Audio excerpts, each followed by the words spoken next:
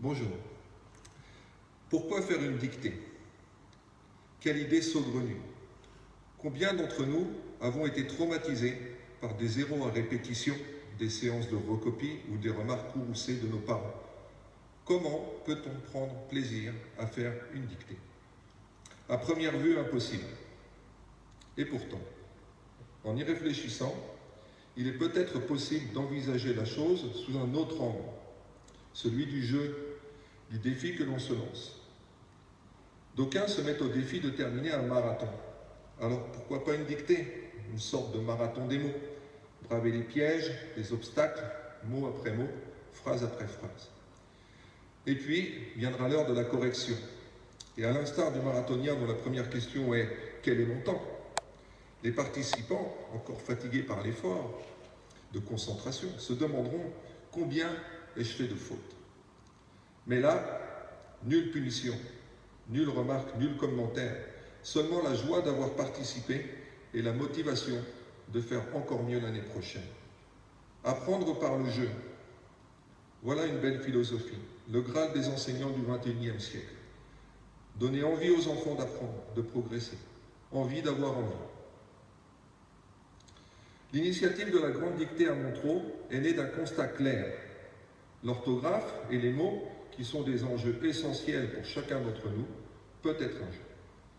En effet, au XIXe siècle, sous Napoléon III, les dictées étaient l'un des passe-temps de la cour avant de s'imposer dans le système scolaire. De plus, si la dictée, spécificité typiquement française, vous a tous fait trembler un jour, elle peut devenir un moment fédérateur. C'était là l'objectif de la première édition en 2019. Faire composer enfants et familles ensemble d'échanges et du dépassement de soi. La première édition a été un réel succès, réunissant parents et enfants au prieuré Saint-Martin. Et nous avons eu l'honneur de la présence de Philippe Chevalier, qui avait eu la gentillesse de nous faire la dictée. Fort de ce succès, nous avions décidé de faire de cette grande dictée un rendez-vous annuel. L'an passé, nous avions été contraints d'annuler l'événement en raison de la crise sanitaire, à la grande déception des enfants qui avaient travaillé toute l'année dans leur classe. Cette année encore, le contexte nous empêche de nous réunir au prieuré Saint-Martin. C'est pourquoi nous avons décidé de réaliser cette dictée sur ce live Facebook, afin que chacun puisse y participer depuis chez soi, seul ou en famille. Les enfants composeront dans leur classe et l'équipe gagnante remportera un prix offert par la ville. Le corrigé de la dictée sera publié sur la page Facebook de la ville dès vendredi pour que chacun puisse faire un retour sur ce beau texte que Madame Duino, inspectrice de l'Éducation nationale, va nous lire. Ce texte est extrait de la correspondance de Napoléon Bonaparte, car aujourd'hui, c'est aussi le bicentenaire de sa mort. Et comme vous le savez, il remporta sa dernière victoire dans notre ville. Je laisse la place à Madame Duino, inspectrice de l'Éducation nationale.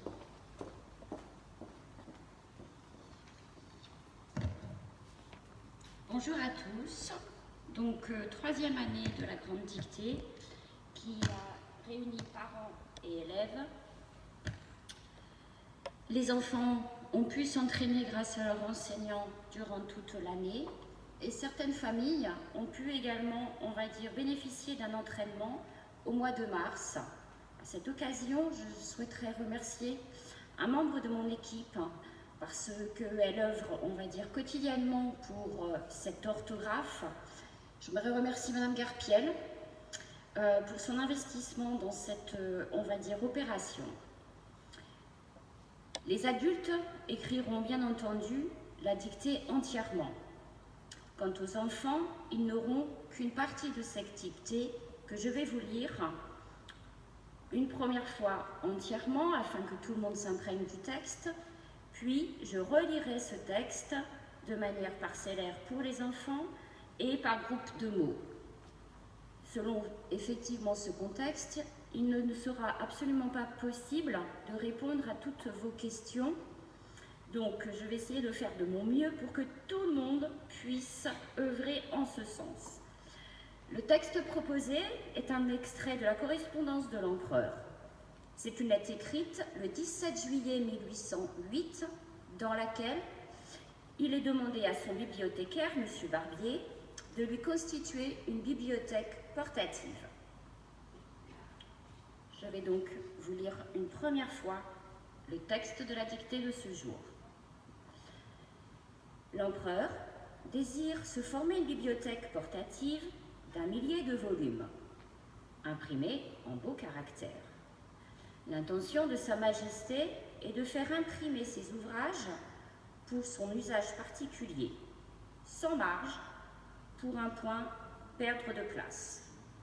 Les volumes seraient de 5 à 600 pages et avec la couverture la plus mince possible. Cette bibliothèque serait composée d'à peu près 40 volumes de religion, 40 des épiques, 40 de théâtre, 60 de poésie, 100 de romans, 64 d'histoire. Le surplus, pour arriver à 1000, serait rempli par des mémoires historiques de tous les temps. L'empereur désire avoir un catalogue raisonné avec des notes qui fassent connaître l'élite des ouvrages et un mémoire sur ce que ces 1000 volumes coûteraient de frais d'impression, de reliure, de ce que chaque volume pourrait contenir des ouvrages de chaque auteur, ce que pèserait chaque volume, combien de caisses il faudrait, de quelle dimension et quel espace cela occuperait. L'empereur désirerait que M. Barbier s'occupât du travail suivant avec un de nos meilleurs géographes. Rédiger des mémoires sur les campagnes qui ont eu lieu sur le Facre et contre les Parthes, et à partir de celle de Crassus jusqu'au 8e siècle, en y comprenant celle d'Antoine, de Trajan, de Julien. Tracer sur des cartes d'une dimension convenable le chemin qu'a suivi chaque armée avec le nom ancien et nouveau des pays et des principales villes. Des observations géographiques du territoire et des relations historiques de chaque expédition en les tirant des auteurs originaux. Fin de la première lecture. Nous allons donc commencer par la partie qui concerne plus particulièrement les enfants, que je vais relire une première fois. Tout ça au crayon? On est parti. Je relis une première fois ce texte. L'empereur désire se former une bibliothèque portative d'1 millier de volumes imprimés en beaux caractères. L'intention de Sa Majesté est de faire imprimer ces ouvrages par son usage particulier, sans marge, pour ne point perdre de place. Les volumes seraient de 5 à 600 pages et avec la couverture la plus mince possible. C'est parti, on écrit. L'empereur désire se former une bibliothèque portative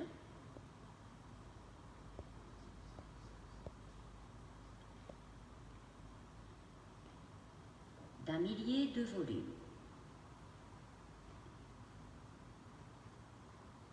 Je répète. L'empereur désire se former une bibliothèque portative d'1 millier de volumes.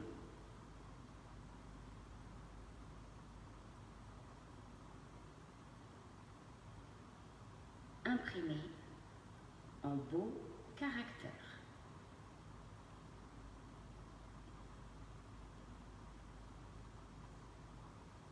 Je relis cette première phrase. L'empereur désire se former une bibliothèque portative d'1 millier de volumes imprimés en beaux caractères.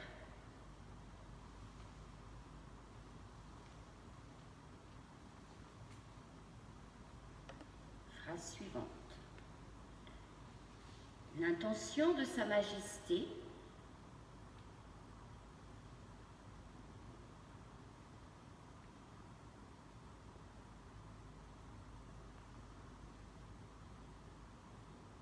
est de faire imprimer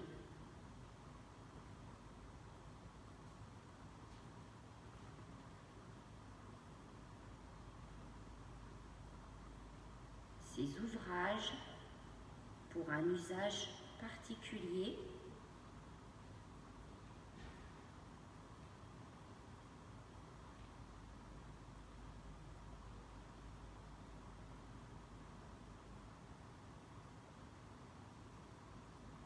sans marge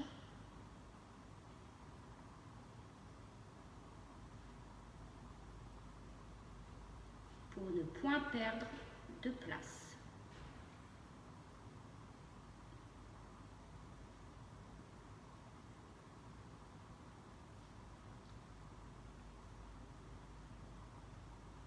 Je relis cette seconde phrase. L'intention de Sa Majesté est de faire imprimer ces ouvrages pour son usage particulier, sans marge, pour ne point perdre de place.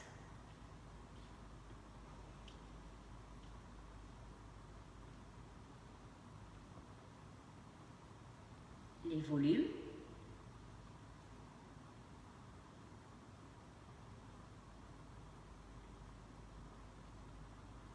seraient de 5 à 600 pages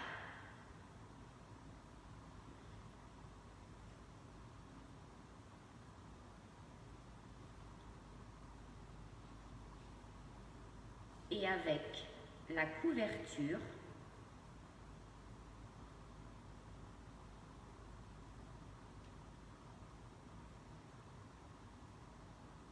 la plus mince possible.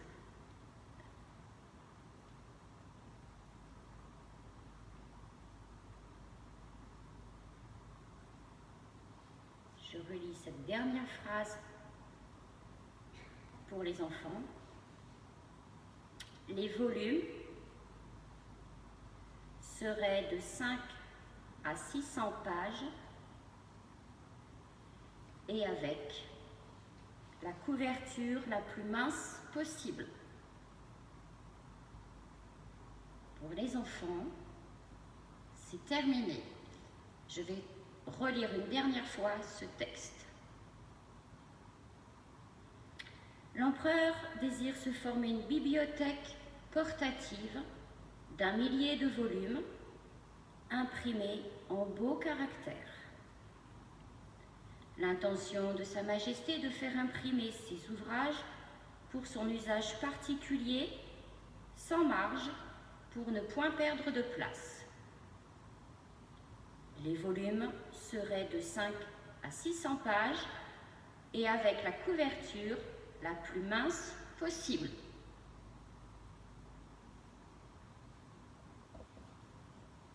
Je vais relire pour les adultes la suite de cette grande dictée.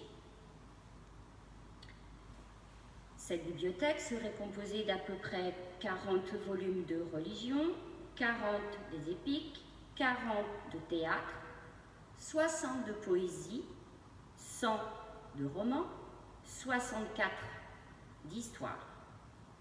Le surplus pour arriver à 1000 serait rempli par des mémoires historiques de tous les temps. L'empereur désire avoir un catalogue raisonné avec des notes qui fassent connaître l'élite des ouvrages et un mémoire sur ces 1000 volumes coûterait de frais d'impression, de reliure, ce que chaque volume pourrait contenir des ouvrages de chaque auteur, ce que pèserait chaque volume, combien de caisses il faudrait, de quelle dimension et quel espace cela occuperait. L'empereur désirerait également que M. Barbier s'occupât du travail suivant avec un de nos meilleurs géographes. Rédiger des mémoires sur les campagnes qui ont eu lieu sur le Fattre et contre les Parthes à partir de celle de Crassus jusqu'au 8e siècle, en y comprenant celle d'Antoine, de Trajan, de Julien. Tracé sur des cartes d'une dimension convenable, le chemin qu'a suivi chaque armée avec le nom ancien et nouveau des pays et des principales villes, des observations géographiques du territoire et des relations historiques de chaque expédition en les reliant aux auteurs originaux. Les adultes, on y va, c'est parti. Cette bibliothèque serait composée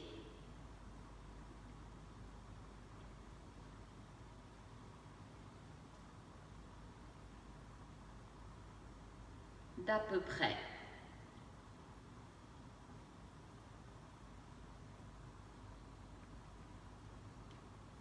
40 volumes de religion,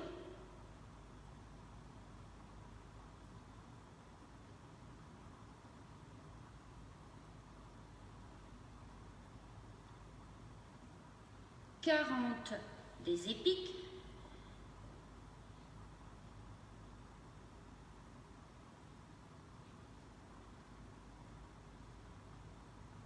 40 de théâtre,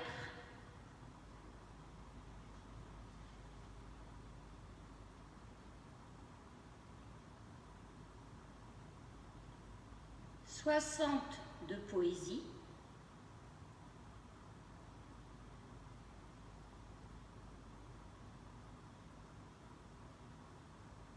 100 de romans,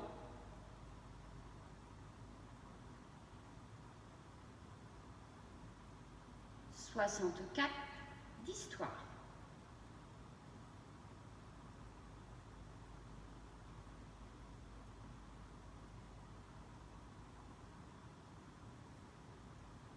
Le surplus,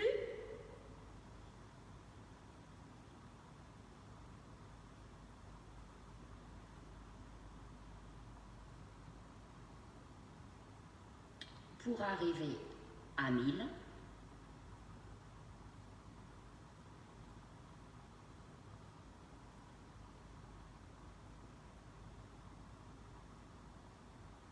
serait rempli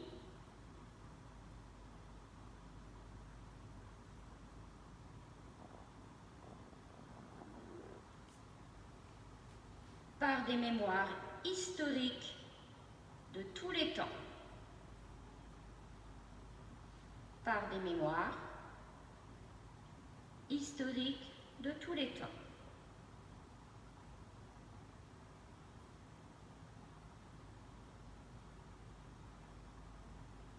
Je relis ce premier paragraphe.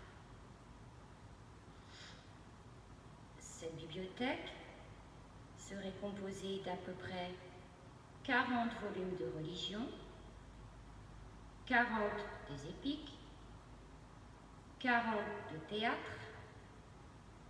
60 de poésie, 100 de romans, 64 d'histoire. Le surplus, pour arriver à 1000, serait rempli par des mémoires historiques de tous les temps.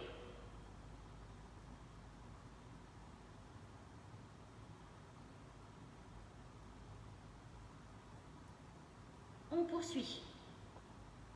L'empereur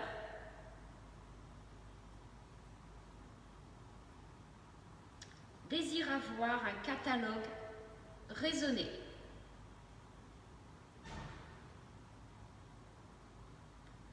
L'empereur désire avoir un catalogue raisonné.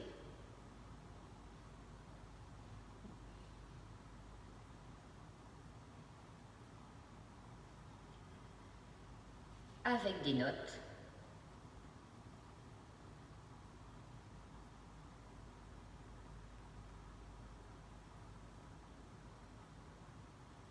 qui fassent connaître l'élite des ouvrages.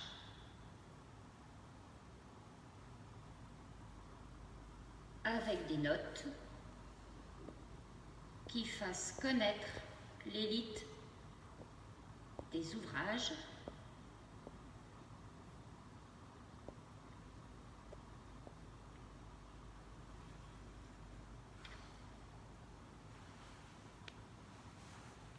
et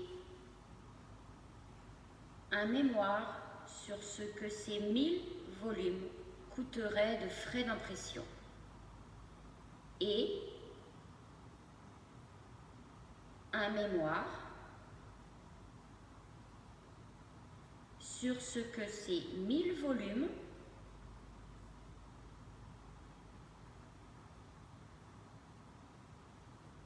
coûteraient de frais d'impression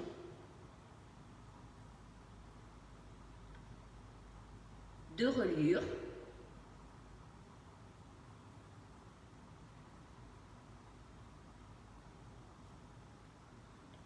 ce que chaque volume pourrait contenir,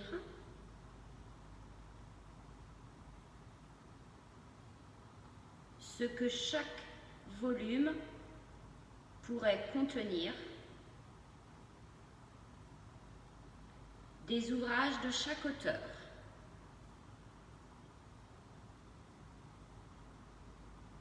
Ce que chaque volume pourrait contenir, des ouvrages de chaque auteur.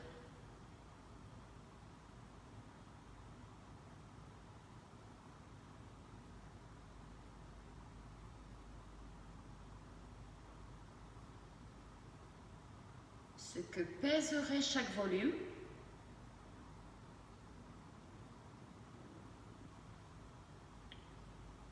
ce que pèserait chaque volume,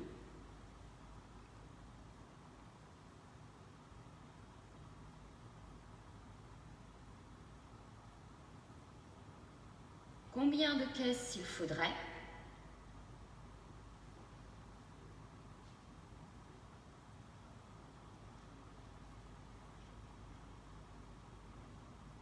combien de caisses il faudrait,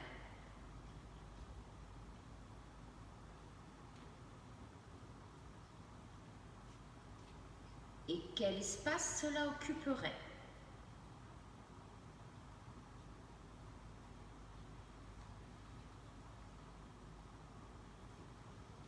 Et quel espace cela occuperait.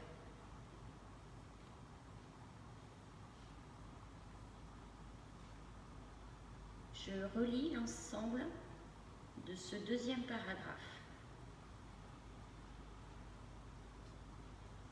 L'empereur désire avoir un catalogue raisonné, avec des notes qui fassent connaître l'élite des ouvrages et un mémoire sur ce que ces 1000 volumes coûteraient de frais d'impression, de reliure, ce que chaque volume pourrait contenir des ouvrages de chaque auteur, ce que pèserait chaque volume, combien de caisses il faudrait,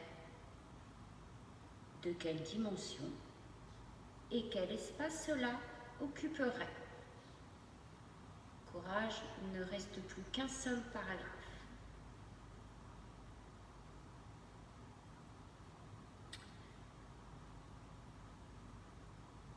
L'empereur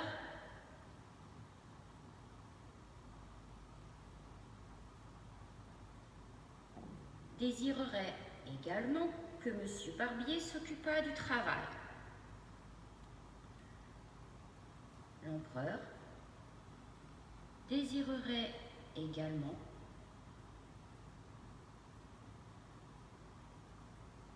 que M. Barbier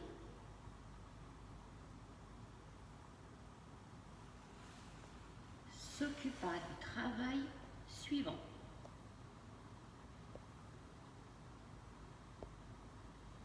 S'occupa du travail suivant avec un de nos meilleurs géographes.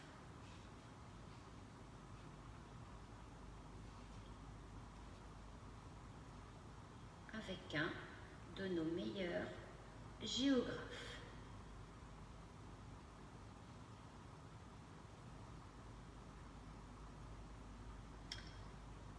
Rédiger des mémoires sur les campagnes.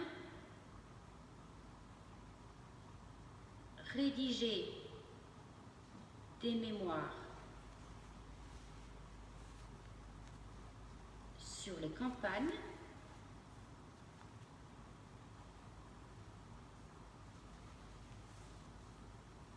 Qui ont eu lieu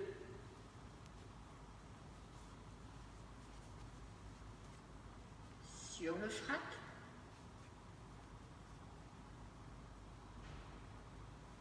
qui ont eu lieu sur l'Euphrate,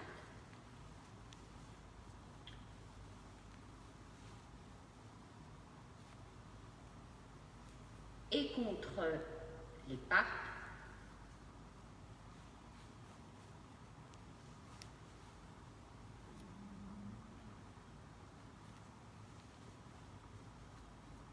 à partir de celle de Crasus, à partir de celle de Crasus,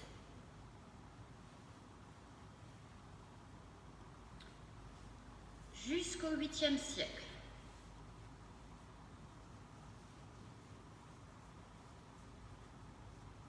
Jusqu'au 8e siècle.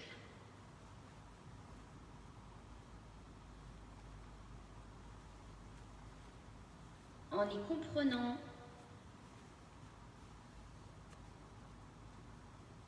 celle d'Antoine, de Trajan, de Julien.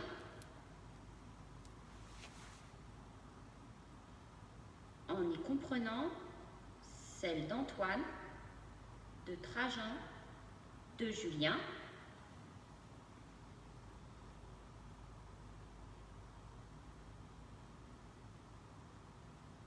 tracé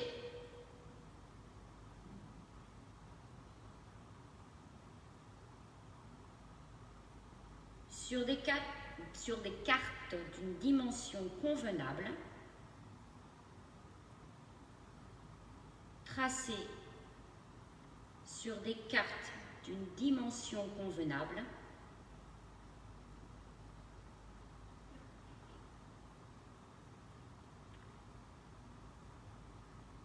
le chemin qu'a suivi chaque armée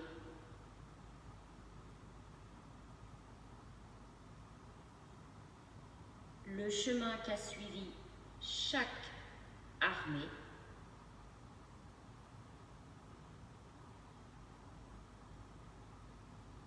avec les noms anciens,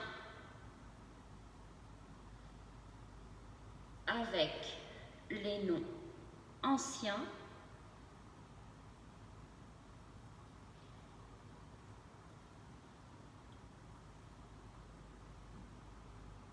et nouveaux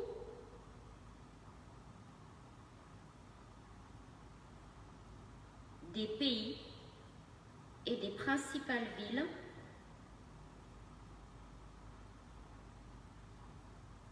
avec les noms anciens et nouveaux des pays et des principales villes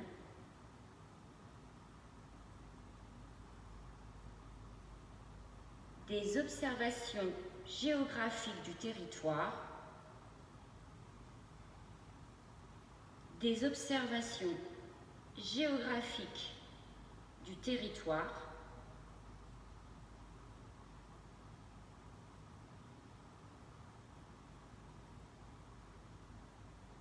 et des relations historiques de chaque expédition.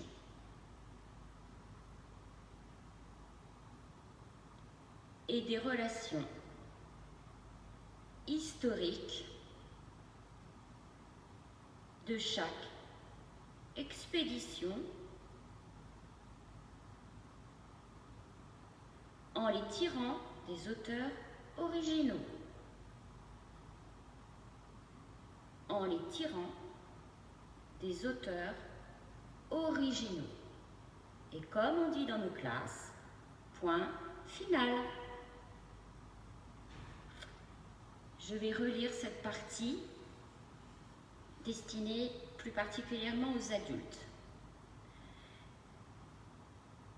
Cette bibliothèque serait composée d'à peu près 40 volumes de religion, 40 des épiques, 40 de théâtre, 60 de poésie, 100 de romans, 64 d'histoire. Le surplus, pour arriver à 1000, serait rempli par des mémoires historiques de tous les temps. L'empereur désire avoir un catalogue raisonné, avec des notes qui fassent connaître l'élite des ouvrages, et un mémoire sur ces 1000 volumes coûterait de frais d'impression, de reliure, ce que chaque volume pourrait contenir des ouvrages de chaque auteur, ce que pèserait chaque volume, combien de caisses il faudrait, de quelle dimension et quel espace cela occuperait. L'empereur désirerait également que M. Barbier s'occupât du travail suivant avec un de nos meilleurs géographes. Rédiger des mémoires sur les campagnes qui ont lieu sur l'Euphrate et contre les Parthes, à partir de celle de Crasus jusqu'au 8e siècle, en y comprenant celle d'Antoine, de Tranjan, de Julien. Tracer sur des cartes d'une dimension convenable le chemin qu'a suivi chaque armée avec le nom ancien et nouveau des pays et des principales villes, des observations géographiques du territoire et des relations historiques de chaque expédition en les tirant des auteurs originaux.